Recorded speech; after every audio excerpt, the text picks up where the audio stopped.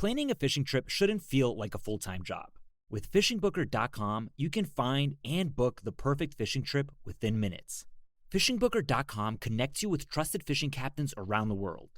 Booking is fast, easy, and secure, with access to verified customer reviews, loyalty rewards, and around-the-clock customer support. Everything you need to book with confidence is in one place.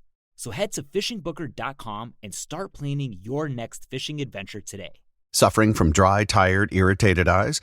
Don't let dry eyes win. Use Systane Pro. It hydrates, restores, and protects dry eyes for up to 12 hours. Systane Pro. Triple action dry eye relief.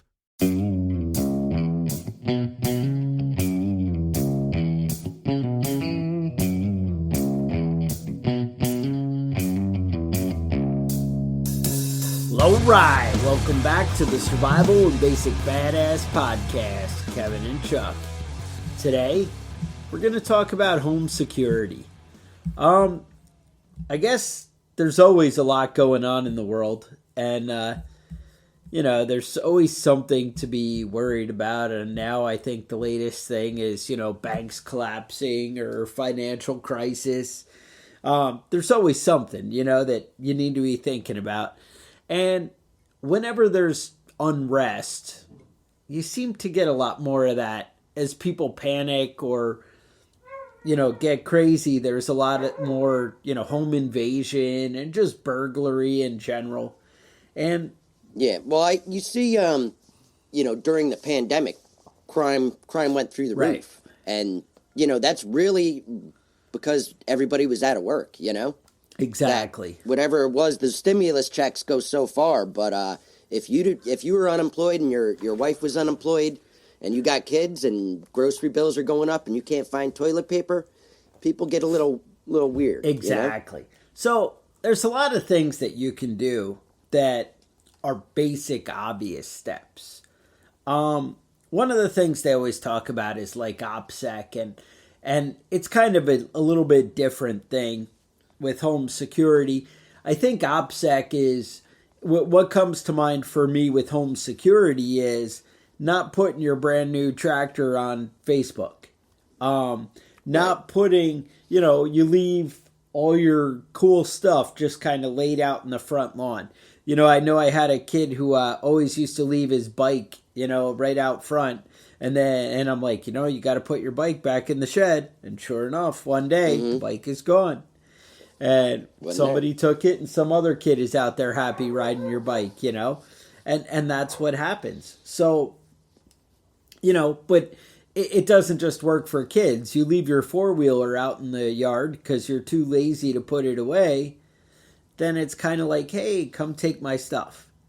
So thinking about that stuff I had a push lawnmower stolen from my yard once, and that, 100% my fault. And then I was talking to a police officer a couple weeks later, and he's like, I saw a guy pushing a lawnmower down the side of the highway last week after it was stolen. He goes, I just assumed he was going to mow some friend's lawn, but right, you just don't know. The guy worked for it. It wasn't a ride-on mower; it was a push mower. Right, that's commitment. He apparently had miles and miles to go to take it, so. Good luck, sir. Yeah, exactly. Enjoy that $200 lawnmower that took you 4 hours to steal. Hey, wouldn't you rather have that lawnmower? So that's, he's still got to win. He's still got something. Mm-hmm. Right. And he worked for it. I mean, he earned it. Yeah. That's so. Anyway, think of ways to, one, keep your stuff hidden. And that's really the OPSEC stuff. You don't want your house, right. I know we've mentioned this before. You don't want your house to look like there's something worth taking. Like when it's the armed fortress with cameras visible everywhere and, all that nonsense. You need to think about that. Mm-hmm. Yeah, and there is the idea of deterrence. If you put like a security alarm sign in your front yard, this house is protected by ADP or whatever it is, you might get somebody to go to the next door neighbors, but, there's a certain point where people see that house and like they really have something that they're trying Right. to protect in there. And, you know, when the power's out or when they know that the cops aren't responding, then, and, you know, we like to think that that never happens. You know, oh, there's never a time when 911 won't work. Yeah, that's not really true. Right. So it turns out they do get overwhelmed, and it does take some time for them to, you know, respond sometimes. So just be aware of that. And again, with a major power outage, with major, you know, criminals and the less savory types might take advantage of that. And that's something to, you know, keep in mind. But, you know, just be aware of what's going on. So anyway, how can we basically make our house a little bit more secure?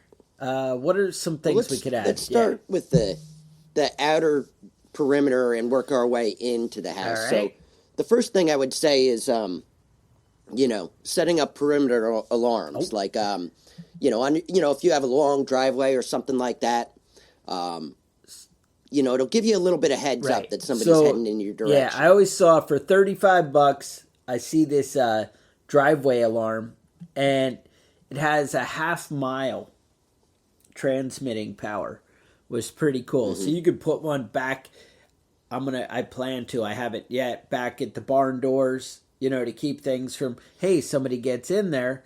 And again, you maybe even put it right inside the barn door if somebody opens it and goes in. You know, it depends on the wildlife activity, you know, by your yard. If, you know, or you could set up a like a blind spot so that, you know, it's between, you know, only the front foot of my barn door, you know, so a deer walking by isn't really going to be a problem. But I know if somebody goes and opens my door and goes in and is loading my tractor out or whatever, you know, that kind of thing, that matters. Obviously a driveway that could be far away, or maybe a side yard that kids keep coming through, whatever it is you're worried about, you know, the angry squirrels, whatever's bothering you. A driveway alarm could be a good step. Those squirrels.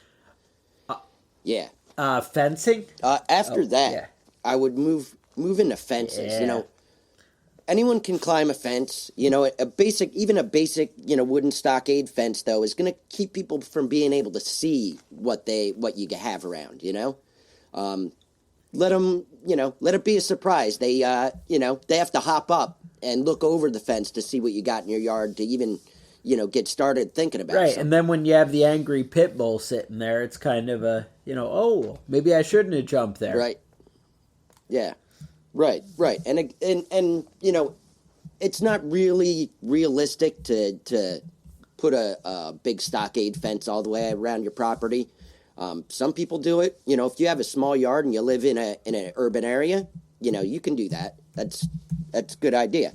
And obviously you can go up from a stockade fence to, you know, chain link with barbed wire on top. You could do cinder block or cement walls with broken glass on the top. Right. You know, I know you can get as crazy as you want to get. Right. In New York, I know the old Italians, there was maybe one wall builder, because I'd see them all around the town, you know, that I lived in there, that would put like kind of jagged stonework on the top of the stone walls. And So you can't. it would climb make over. it just Right. uncomfortable. You know, again, it's Right. not that anybody couldn't jump over it. It's just that it wasn't going to be easy to jump over it. And that's something, you know, you might want to consider. When I was in South America, in Argentina, it was commonplace that everybody had an 8-foot concrete wall around their house. I mean, it was in South America. If somebody breaks into your house and you want the police, you have to go to the police station and fill out a report. They're not coming to your house to There's help. no 911 hotline. Nah, they're not rolling out there. They don't have that kind of manpower down there because whatever. I mean, that's probably better. I'd prefer that kind of system myself, but what are you going to do? Yeah, no, exactly. I mean, it's what the budgets dictate. You know, you decide what you want out of the world, right? You know, people are like, oh, we don't need government. And then when they're like, well, you understand there's no firefighters, no policemen, Right, nobody's coming. no ambulance. it's like, well, maybe I want a little bit of government, you know? And then, Yeah, so there when I was staying there, there's Resistencia was the name of the town in Argentina, and it was standard that everybody had dogs, and everybody had high walls around their was it a house. dog pack or just dogs? Everybody had a couple of All dogs right. too, at least. The house I was staying at, their dogs were really friendly. Like, I don't think they would bite anybody if they broke into the house, but next door they had a couple of Dobermans there, and They I don't set know the if I would've standard. Yeah, messed you didn't around want with to them. jump over their fence. Yeah, Right. no, that sounds right.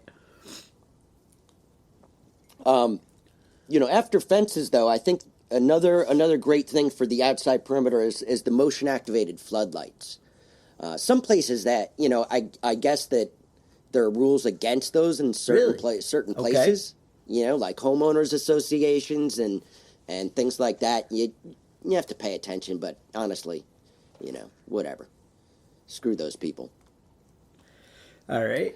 But you can set those up so that they're, you know, you don't want them facing towards your house. You don't want to be blinded through your window. You know, you want it facing away, you know, in your house facing towards your property, or, you know, on your property away from your house, but not facing towards your Right, house. but your neighbor's You wanna window, light that's them up, okay. but not light you right, up. yeah, you could do Right. whatever. But yeah, no, protecting your own, that's exactly what it's about. I know SunForce makes some pretty cool solar ones that come on through motion and work out really great. They're available on Amazon. Yeah, I have a couple of Right, them. and They're nice. They work well, and they're great for, you know, something that's going to be out away, you know, an outbuilding that maybe doesn't have an electricity, you know, a shed or something like that. It's just got a little solar plant panel. You know, I mean, everybody's got those little solar lights now where, you know, you have them in your backyard or your whatever. They're great. But these are, you know, they're floodlights and they're Right, bright. and they'll collect They all work. day, and then, you know, just if you use them sparingly, you know, maybe not your all night long light. Although I've used some of them for where I get like a good 4-hour shot. You know, it'll charge up all day, and then 4 hours of bright light, you know, into the night or whatever, and it gives you a little more, you know, security around the homestead kind of thing. Now think about bushes and stuff. They talk about, you know, you don't want it that somebody can just kind of like walk up on your porch and slip in your window, or a lot of times people will have lower side windows on their house. Maybe having some bushes or something. Now, again, bushes that would make it uncomfortable to want to climb through there, not bushes not something to hide. that's just going to conceal you. Yeah. To hide criminals hiding outside your window. You know, that's the kind of thing. You want to make it a bush that nobody wants to hide in. Yeah. I had heard somebody talking about putting poison ivy around the outside of the house. And that long-term just seems benefits, dumb. but it doesn't have... Yeah, it doesn't. It's not going to stop somebody from getting in your house. They're not even going to realize to roll around in poison ivy until they already have all your stuff at their A house. week you know? later, they're going to be like, no! Or 2 days, I mean, 3 rose days, bushes whatever. look nice, and they've got thorns. Yeah. And, you know, that's, you know, depending on the sunlight you have around your house, that might be a good option. But there's a lot of, you know, bad-looking bushes that also have prickers all over them exactly. that grow anywhere. Next, now, there's a couple options for your windows. So we talked about, you know, maybe how to obscure your windows from the outside. The next thing is you want to have good locks on your windows and make sure they're actually locked when they're closed. Now, I know sometimes, summer months, we want to open our windows or have screens and different things like that. I got you there. We're going to talk about that. But having a solid lock for when it's not, you know, not summertime, then that's a plus. So that's step one. Step two, 3M makes a sheet film that you can you're not exactly making your windows bulletproof, but let's say hammer and pry bar and rock through the window proof. And they make something It'll called... make it a lot more difficult to get through now, that window. if you went on Amazon and searched like 3M security film, this is... they sell this stuff, and I think I saw like 36 inches by 12 feet was like $40. You can buy it with a mirror tint. You can buy it with a like tinted windows. You can buy even like kind of colored tints. They have a bunch of options available to you. And with that, basically, I've watched videos. I mean, you'd have to see the different thicknesses and what you choose. You know, it's kind of one of those you get what you pay for. But they had people kind of smacking with a baseball bat. And it's basically a minute or two before they can get through. And especially if you have something like a big glass slider or something like that you're worried about, you know, it buys you time, right? Can somebody shoot a gun through it? Yeah. But can somebody shoot a gun through your wall? Yeah. So, you know, whatever. And at least if you're that paranoid, you could do the tint where it's mirrored or something so they can't even see where they're aiming at. That would buy you just like them shooting blindly through your wall, you know? That's an option. Let me see. The 3M film. The other option would be bars, or where were you going to go? Yeah. Right. Yeah, no, that's what I was going to talk about. Now, a lot of people don't like those because they don't look good. It looks like you've got bars on your windows. You know what I mean? It looks like your house is a prison, but they're effective. They work. And we could look into some like decorative options. There are some things that you're always going to look like you have bars on your window. And depending how much coverage you're getting. Now, a lot of other people will consider shutters. Shutters are good, but again, they're not stopping bullets unless you're having big iron shutters. And if you have steel shutters, it's gonna, you know, like obviously shooting targets, I shoot at 3/8 inch plate, right, with the 5.56. So if you had 3/8 inch steel shutters, but those are serious shutters, and people don't understand the weight that would be required there. But it's an option. I mean, you know, you got to keep your options open. I have plywood for. I had a source to get plywood really cheap, and I have a lot of plywood available to me. And I actually have stacks that I can cover all my windows with plywood, and that's great for visibility, and it's honestly great for a guy with a pry bar or a guy with, you know, different things. It's going to slow him down, but it's not going to stop bullets. But, you know, what really is, right? Unless you're living in the steel house, you know, the other option you need to start looking into if you're worried about that is like sandbags and, you know, something that's really going to put a stop to things. Yeah, I know in a lot of places with high crime, you know, a lot of the houses are actually built with cement and cinder blocks and, you know, bars on the windows. That's normal, you know, that's standard practice in a lot of places, in a lot of countries. No, that's definitely a way to go. So you just have to decide what's right for your area. All right. Now, what other things can we do? So, one, I hate to say it, some of you are going to be shocked and offended, but having a firearm, that's an important part to your home security. And then I would add step 2, learning how to use your firearm accurately.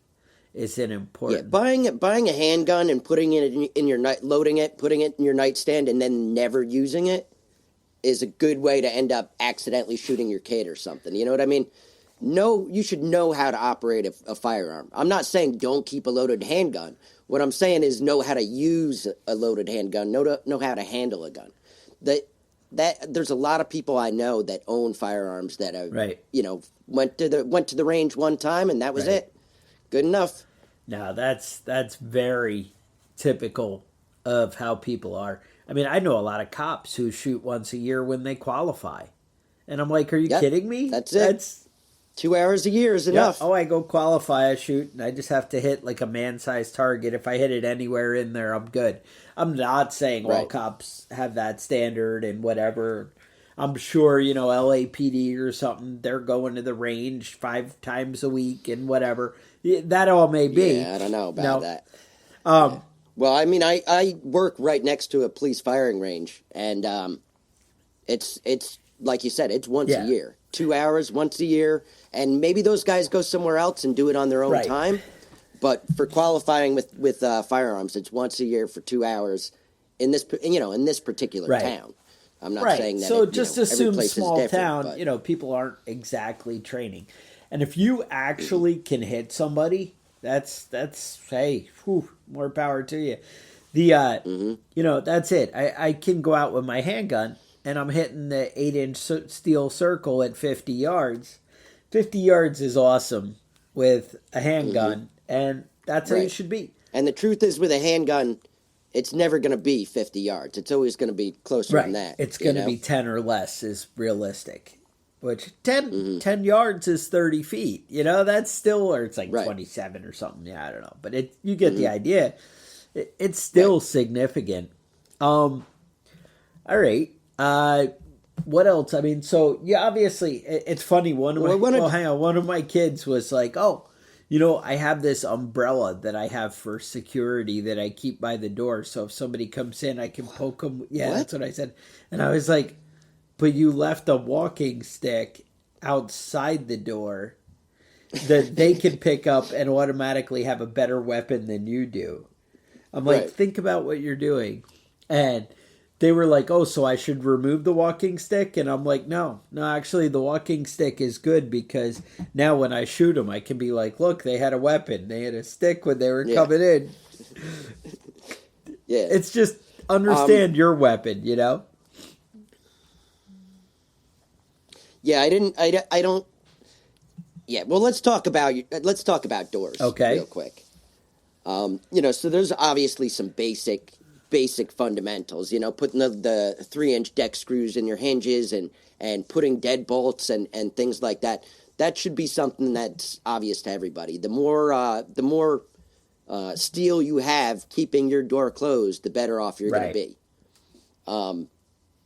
And people have multiple doors. It's just something to think about around your house. If you can just slide a deadbolt on every door in your house before you go to bed, But here's another thing: a lot of people don't even lock their doors at night. I know it.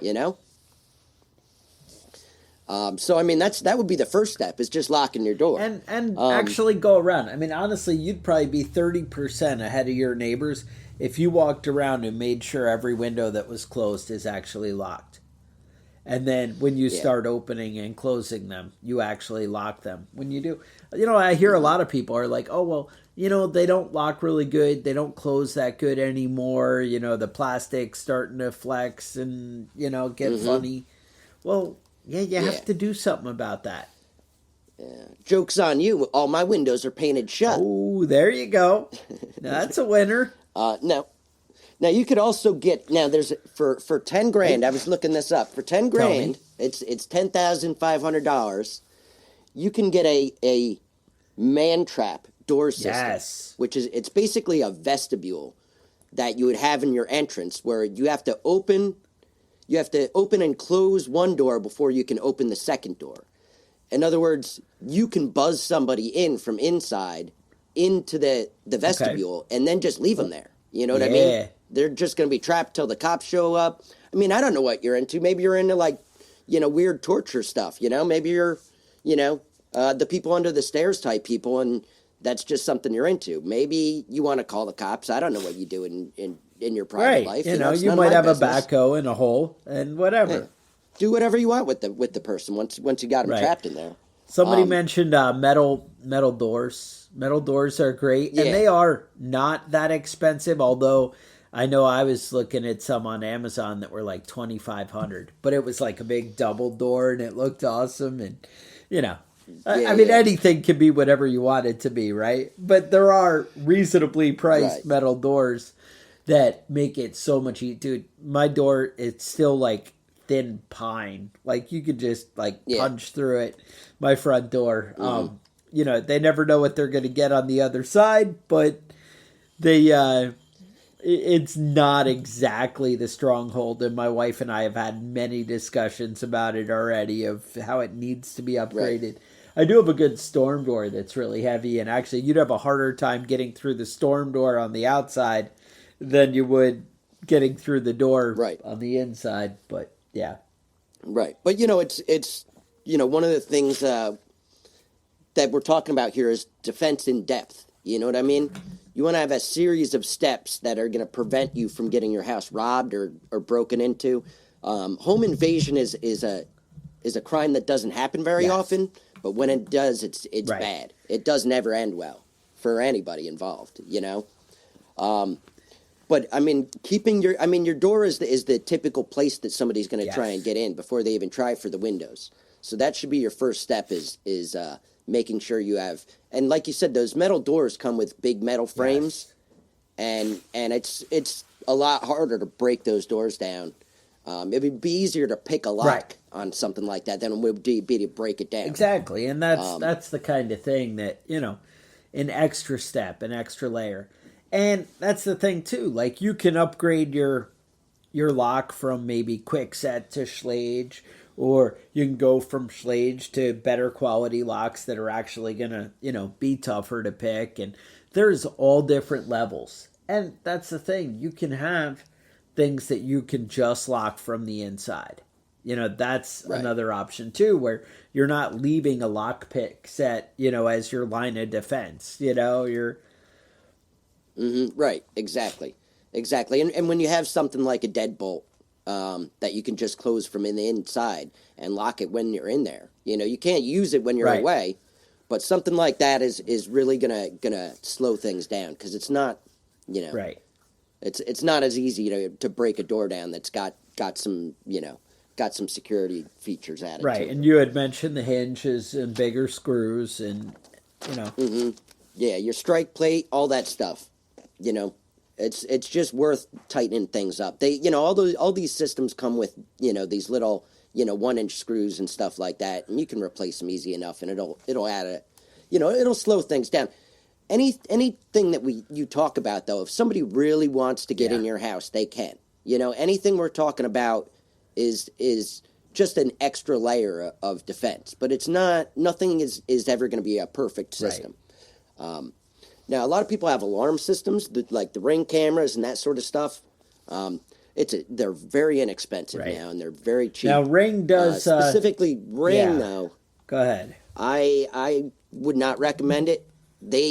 If somebody breaks into the house across your street, the police can actually talk to. Is it Amazon that owns that now? Ring, yeah. Yeah, so they can get access to your camera, even if your house wasn't broken into, without you even, having to be told about it. Right, because in theory they're thinking, it's a public space, it's outside. You have no privacy. Mm-hmm. So, think about what you're doing. I have some Chinese company security cameras or something, and I did take a really long time committing to cameras, but I gotta say, now that I did, it was like nothing. It was like $120 or something, and they make ones that are wireless, and I don't have to pay money a month. I just pull it up on my phone, and I can, because as long as the home box is connected to my Wi-Fi, it sends it out to the internet, which, somebody else can look at my cameras, probably if they're a hacker or whatever. But whatever, they're going to see my outside yard, if that's what they want to do. Xi Jinping in China is actually watching your yard all the time. When I'm out peeing in the front lawn, he knows about it, sure. Right. But, I also have the upside of, hey, who broke in my chicken coop last night? Or, hey, who was over looking around my yard and, whatever. Anything happens, I know what's going on. And I made the effort and had to do wired cameras because living in a log house, the Wi-Fi is a little questionable, transmitting about. But they make Wi-Fi cameras that if you're in most houses, you could just screw them up, and for $100, you're like camera and rolling in no time. If you wanted to message us at preppingbadass@gmail.com, I'd be happy to show you what cameras I think I was talking about. But, really there's a lot of great options out there. Yeah. Now let's talk about, economic collapse, solar flare, shit gets crazy, the banks close, nobody can get money, things are getting wild outside. And it's just you. It's just you and your wife, and maybe you got 2 little kids. They can't even hold guns yet. You got to have full force multipliers. So let's talk about a couple of these things. Now, foot traps. Oh, tell me. It's basically a bear trap, and it's very much against the law to set those up in your property in the United States and in most places. However, in England, you can actually set up a bear trap as long as it's inside your house between sunset and sunrise as a defense for burglars. I don't know. Maybe it's worth having one. I don't know. It's a little bit creepy to me to let somebody step into something like that. But I mean, because you don't know who's going to set it off. That's the problem with these types of things. It's in the United States. It's illegal all the time because I guess firefighters and EMTs try and get in your house after you have a heart attack and call 911 and pass out. All right. It's against the law to have them anywhere ever. Okay. But let's talk about spring traps. That's basically like a shotgun, right? Shotgun trap. So this was a common thing in the United States. People would set it up. But there was one event that kind of changed things. In 1971 in Iowa, a guy named Briney inherited a house, and it was kind of back in the woods, and it was pretty much abandoned. And a guy named Catco was out there hunting, and he came across this house. And he went into the house. He thought it was abandoned. He went into the house and found a bunch of bottles in there, like preserves and stuff like that, and he collected bottles. So he took all the bottles with him. And when the guy came to take a look at his house, he saw that somebody had gone in and taken stuff out of it. So he set up a spring trap with a shotgun. And his wife convinced him to not have it aimed like mid-level, but have it aimed at, towards the legs, towards, lower down. And so, it worked. The guy came into the house again to look for bottles, and it pretty much blew his leg off. It just mutilated his front leg, as he stepped through the door. And he sued him. And, apparently that's against the law to do it. Now, it's not against the law because you can't defend your home. Right. It's against the law because protecting property is not more important than protecting life. That's what the courts ruled. So if you were in your house and you shot somebody that broke in, that's different than if you're not around and you just have a trap set like that. So there was a big lawsuit, and a lot of other states misunderstood what the situation was, and there's a whole bunch of laws passed afterwards in different states saying, no, you can defend your house. But it's still the same situation in almost all these states where you can defend yourself when you're in your house, but you can't just set up a trap like that will indiscriminately shoot whoever comes through your door if you're not around, That doesn't mean you can't set it up, especially if shit's getting crazy, Yeah. And it's pretty easy to do. Little bit of baling wire and a shotgun, and you're set to go, man. But, I would recommend that you have it aimed towards somebody's chest, not somebody's legs, You got to put them down. Set it up because they don't sue you when they're dead. Yeah, it's hard to sue somebody. Yeah, if you're dead. Exactly. No, their family might, but, That wasn't the only time this happened. Tell me more. It actually happened once in 1775 in the Commonwealth of Virginia, in Williamsburg, actually. The British had set up some of these shotgun traps. Yes. Let's see. So 2 men were breaking into the British military magazine, and it set it off, and it injured both of them. People lost their shit, dude. It was called the Gunpowder Incident, and people lost their shit. Everyone went wild about this, and the governor, Dunmore, had to flee the state. He's a British installed governor, and he had to get out. And they declared the Commonwealth of Virginia in a state of rebellion. That was State of basically the rebellion. incident that Nice. set it off in Virginia. You know, people lost their shit. But it also, the Berlin Wall. They had mines set up, but they also had these shotgun traps set up, and it has killed people that tried to escape from Berlin in the 50s and 60s. So I mean, it's not an uncommon situation. It's easy to set up. It's inexpensive. You don't even have to have an actual shotgun. You can just have a barrel and have it. You can build this at home. You can set this up at your house for probably $20-$30. Pretty cheap, Yep. man. So there's a lot of illegal stuff that you can do to protect your house.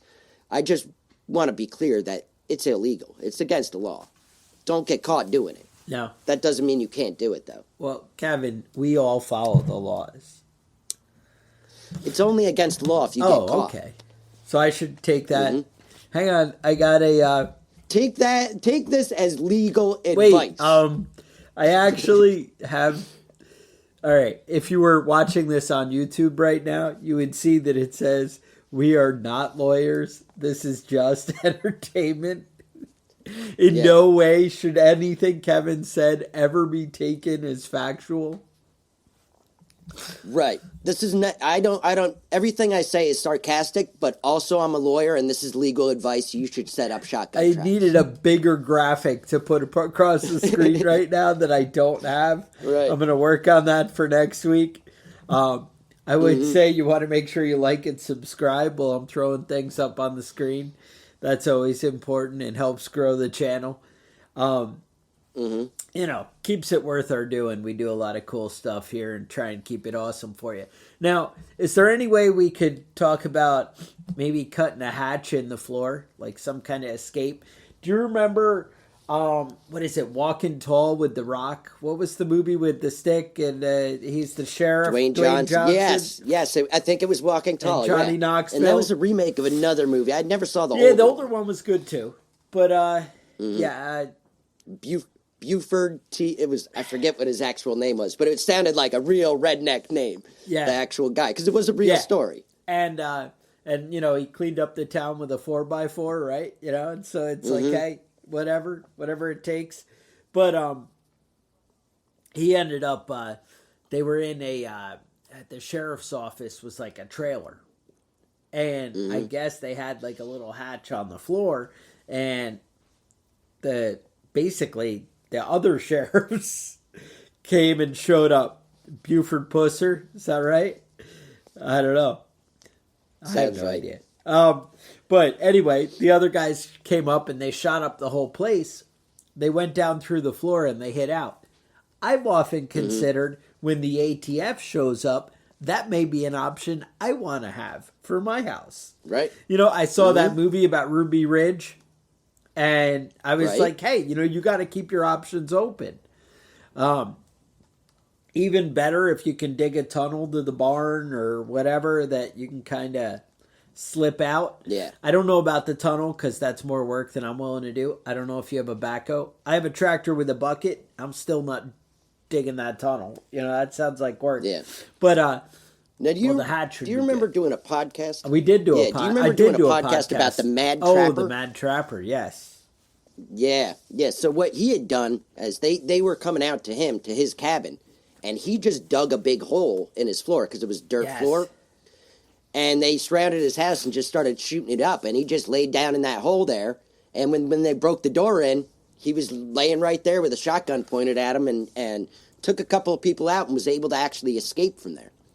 Well, that's the thing. So, I mean, it's definitely an option. You can definitely make a trap door in the floor. And the thing is, like, it maybe doesn't have to be as secure as, hey, they're never going to find this.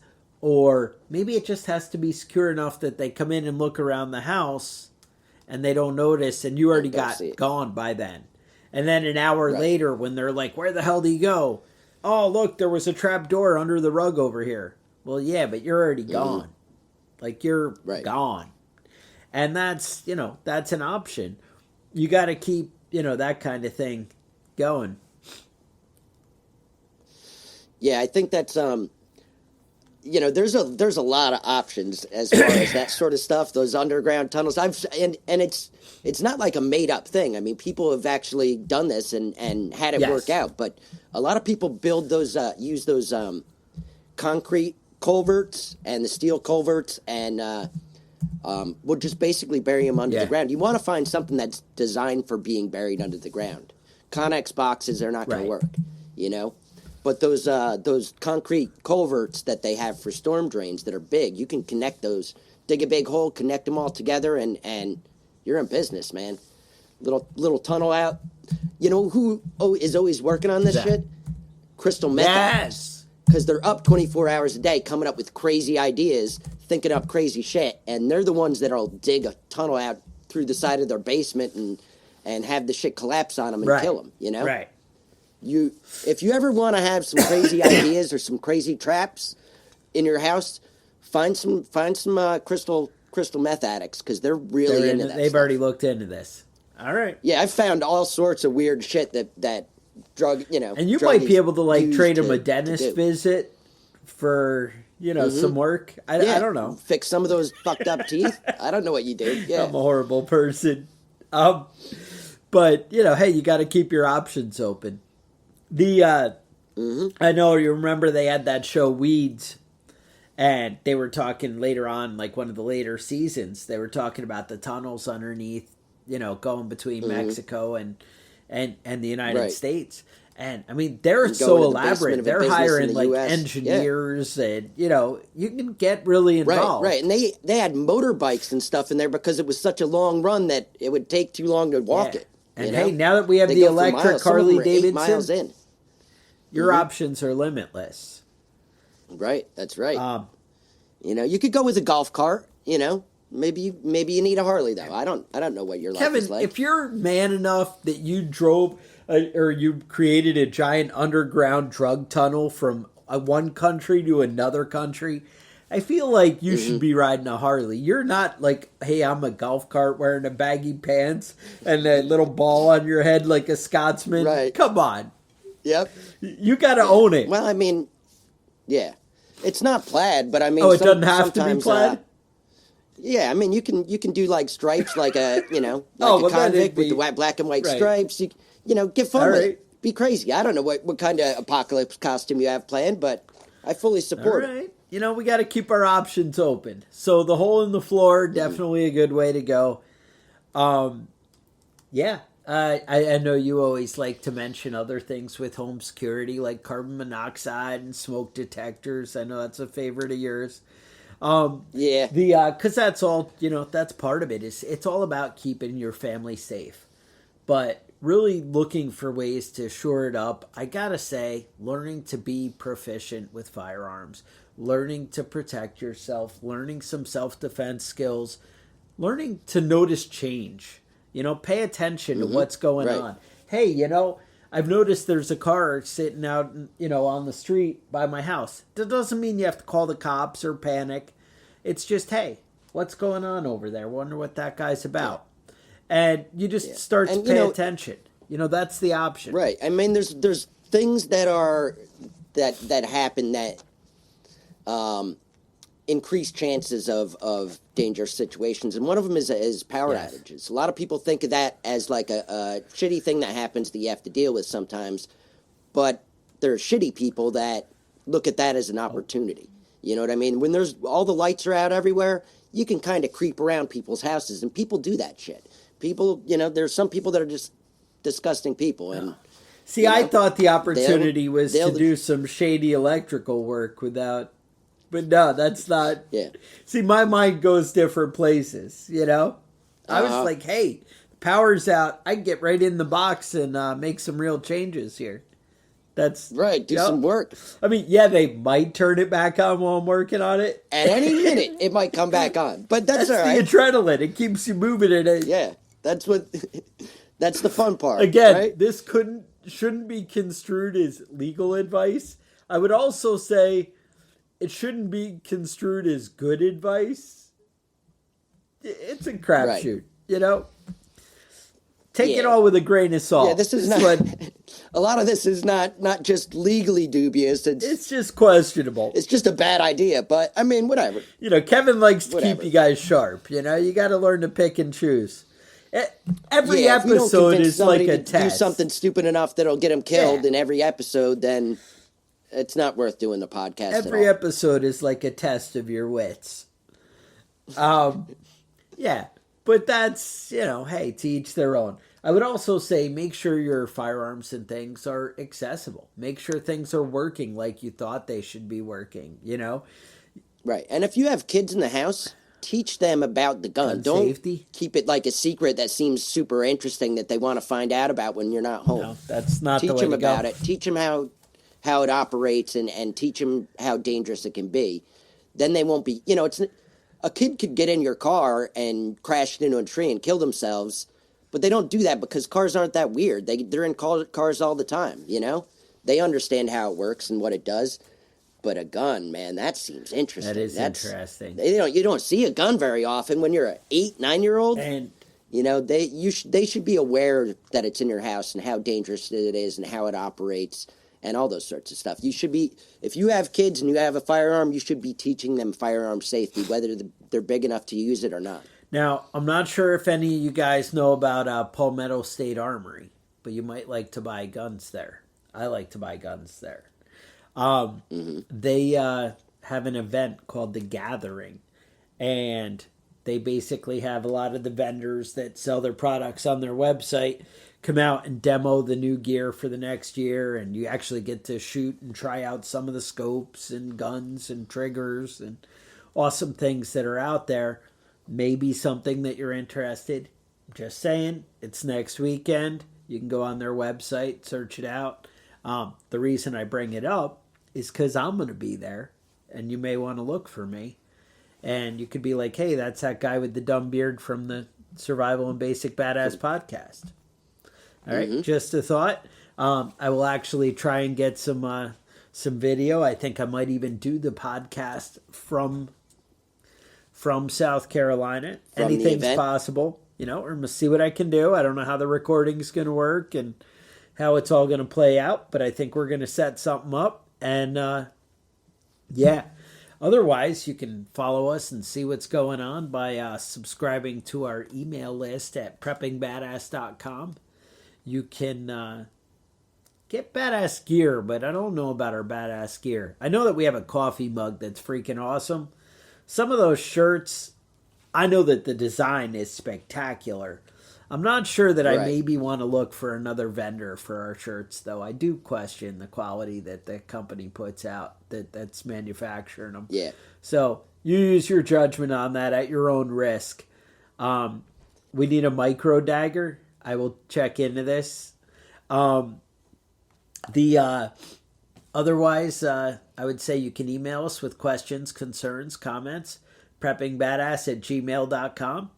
And with that, I would say stay safe, and we will talk to you guys next week. The Survival and Basic Badass podcast is a proud member of the Self-Defense Radio Network.